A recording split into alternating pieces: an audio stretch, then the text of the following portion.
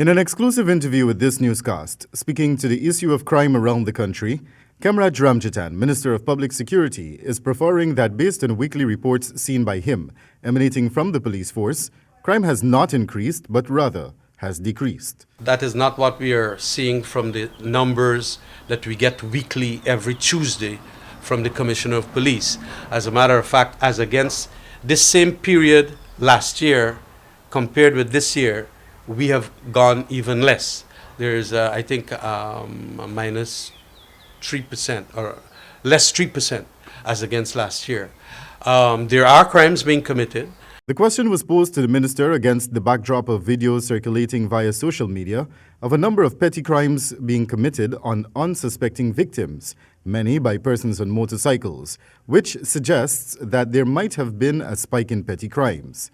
The minister, while discrediting that notion, also spoke to some of the measures taken by the police force to help in the fight against crime. We are also utilizing the community policing groups in the various regions that we have set up to ask for more patrols, whether they be foot patrols or vehicular, bicycular, up to that kind of thing, and they're doing it.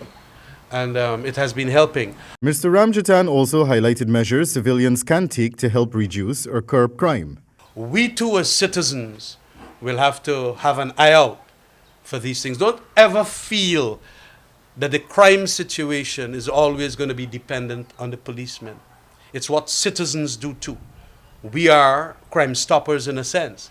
You see something wrong or you see a man jumping in the house of your neighbor, you got to call out on your neighbor and you got to call the police and things like that. In addition to more patrols, asking members of the public to be on the alert, ensuring that you investigate thoroughly and detect who are the culprits, and especially targeting and doing the surveillance and the well-known bandits in and around those vulnerable places like Stabrook Market and so on. And also utilize your video cameras and so on that you have in these areas. That is what basically you do.